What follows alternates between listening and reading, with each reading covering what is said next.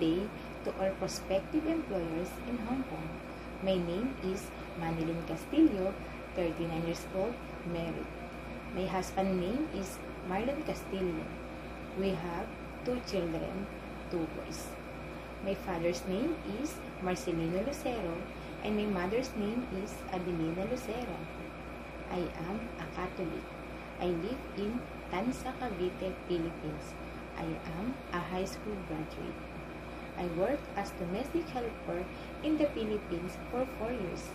I serve 5 members of the family. 2 children, 2 adult, 1 elderly.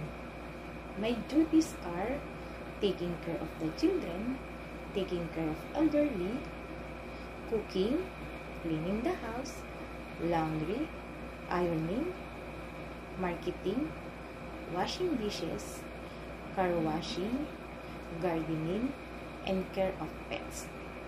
I want to work in Hong Kong because I want to earn high salary to provide the needs of my family here in the Philippines. To all prospective employers in Hong Kong, please choose me as your domestic helper.